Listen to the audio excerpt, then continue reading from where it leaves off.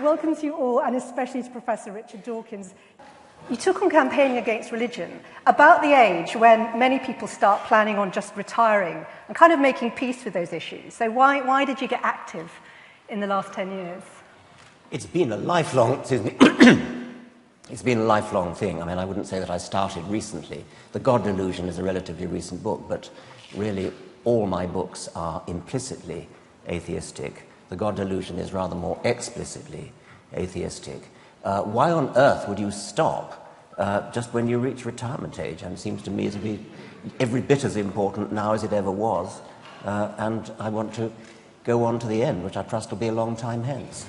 And I wonder, particularly if one looks at America, atheism has always been a dirty word there, and it's been associated very much historically through the Cold War with communism. Do you think atheism will always be a dirty word there, anyway? It's a curious thing. You're right that in America it is a dirty word, and many people have, as you say, traced that back to McCarthyism and the association of atheism with communism. And there was a time in American circles when atheism and communism more or less went together as a single word, rather like strident atheism does today, as though it was all one word.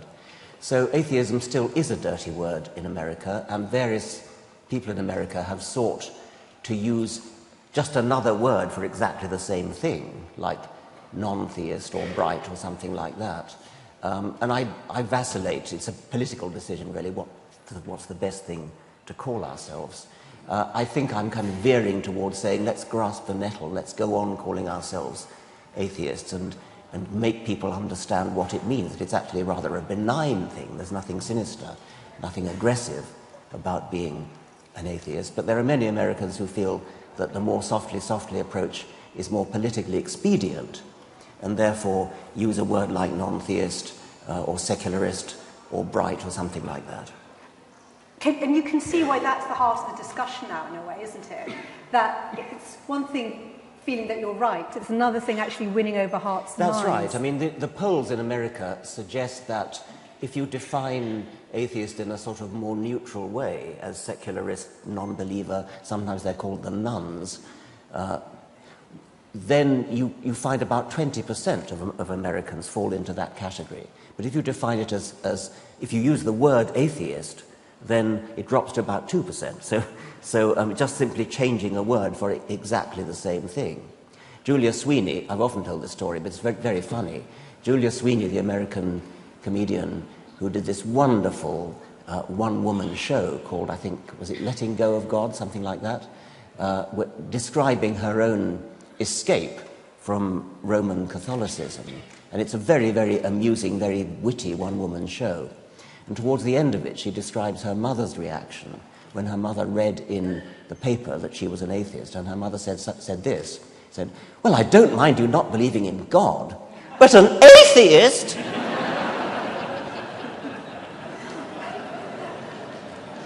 You are especially active in the USA with the Foundation for Reason and Science. Is America, in a way, your priority? And should it be a priority for humanism, do you think? Well, there's a lot to be said for making it a priority. It is an extraordinary anomaly, that what you've just raised, that atheism is a dirty word in America. Theism is big business in America in a way that it isn't here, and that's an interesting point in its own right. We've recently had in George Bush a president who avowedly talked to God and let God tell him what to do, including invading Iraq. We have a country in which there's constant, in effect, cultural warfare over religion, where I'm told by my American friends that when you move to a new town in America and you go to a party, absolutely the first question you're asked is, what church do you go to? You can't imagine that happening here.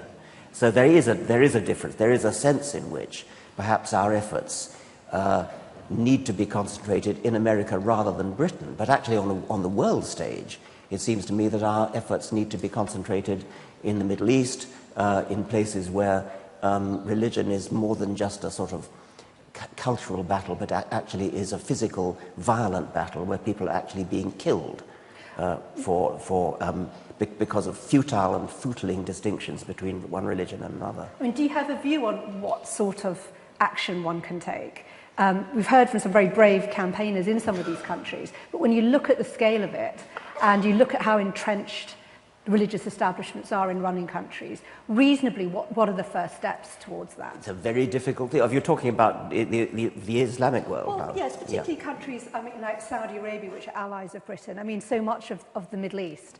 Even if you didn't have the current crisis with ISIS, and I wonder what your view is, someone with a position of such authority in the world of humanism, about how some of the people in this room could think about trying to help bring about change. I derive some comfort from talking to people in this room who come from this area, who tell me, and I hear it again and again, that the number of people who are dissenting from the predominant religion of that region is much greater than any of us on the whole realize. And that there is an underground movement, there is an undercurrent going on, and it could be one of those cases where there might be a critical mass where enough of such people come out that it ceases to be dangerous to do so. Tell me about coming out, because this is a big part of your campaigning, but it doesn't feel like it's practical in so many of these countries yet, when you look at the level of authoritarian crackdown on any form of dissent. That's right, and that's why I use the phrase critical mass, because there does come a point when enough people dissent from the ruling majority that the ruling majority no longer exercises the power that it at present does. If everybody believes that they're the only one who is an unbeliever, then they're afraid to mention it. But if there were some way in which they could secretly know that there are lots and lots of other people. I mean, I get this in a small way when I going back to the United States now. When I go on a lecture tour, I tend to concentrate wherever possible on the so-called Bible Belt. I tend to go to the Deep South, and what I find there is that, contrary to what many people expect, I get my most enthusiastic receptions in the Bible Belt. And just a second thought immediately tells you why. The sort of people who come to my lectures and the lectures of people like Christopher Hitchens are beleaguered. They feel threatened by the society in which they live. And so when somebody like me goes there, I will fill a hall with 2,000, 3,000 people. And the point is, for me, is not what I can tell them. The point for me is that they see each other in a great big hall, and they realize, I'm not alone after all. I thought I was. So I see myself as a lightning rod to bring people together and recognize their existence. And I'm hoping that, of course, in America, they're not actually physically endangering themselves by doing so. But there could be something similar in the Islamic world. Perhaps the internet could be a major force for informing and then empowering people, because it's relatively hard for an authoritarian government to police the internet. I mean, they try, and to some extent, networks. To some extent, they succeed. But I think that it's going to get harder and harder to do that, and so it's possible that the internet may be one of our biggest weapons. Okay. Just one more question from me, really, before we open it up to questions from the audience. What laws would you like to see introduced if you could rule the world, and particularly in regard to religious freedom? Well, when you said earlier that I was passionately against religious education, that's actually not quite true. I mean, in schools, I should have said. Yes, but no, I'm actually in favour of religious education in schools.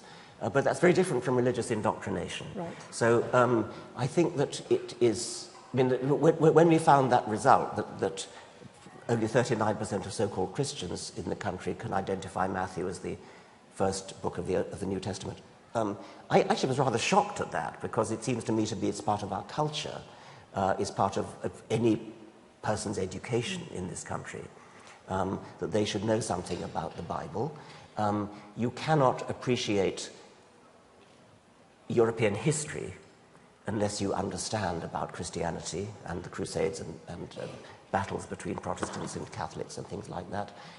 You can't appreciate English literature unless you can take your allusions to biblical references, because there's so much of the Bible in literature. I mean, the Bible vies with Shakespeare as a sort of origin of common phrases that we all use and don't realize where they come from.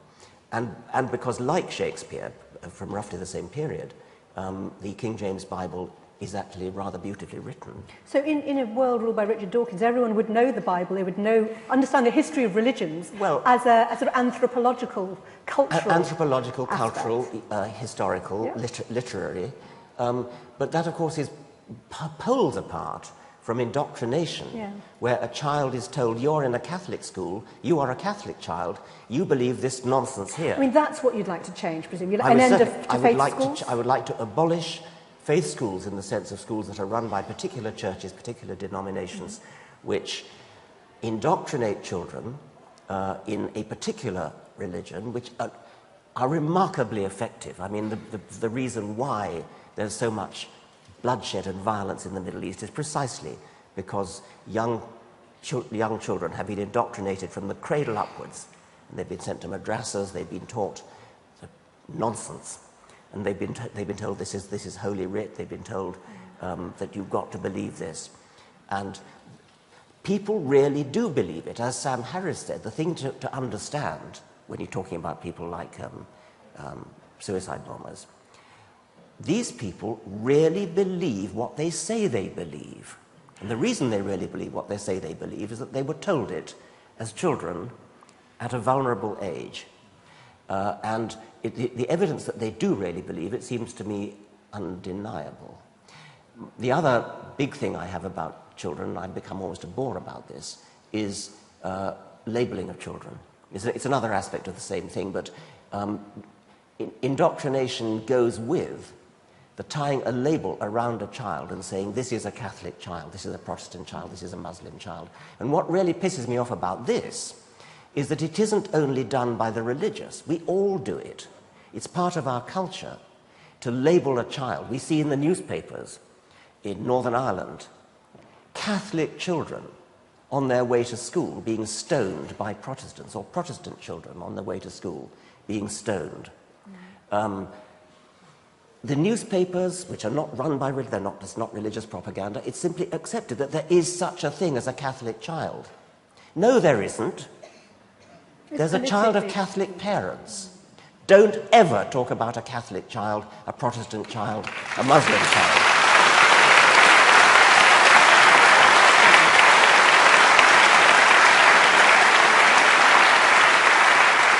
And we're talking consciousness raising here. We're talking, it's exactly the same feat as was brilliantly achieved by feminists when they changed our language so that we no longer use sex pronouns when we mean neutral pronouns.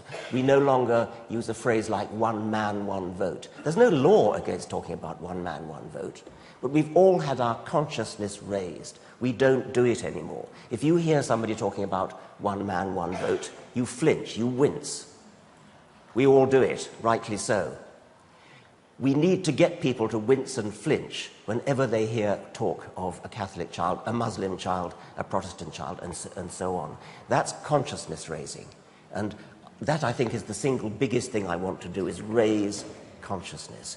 And one way to do it in the case of labelling children is to say, there is an existentialist child. There is a postmodernist child. We don't do that, and if anybody did it, we would be shocked. We don't even say, there's a humanist child, at least I hope we don't. We say, there's a child of Catholic parents. This child may be a child of postmodernist parents, certainly, or existentialist parents, but we don't even dream of saying, therefore, it's a postmodernist child, an existentialist child, a secular humanist child. Why do we do it? Why do we accept it with respect to Catholic child, Protestant child, etc.? We have to leave it there, but remarkable place to end. Richard Dawkins, I can't thank you enough for your time and your honesty, for your terrific questions. I think a big round of applause for our guests.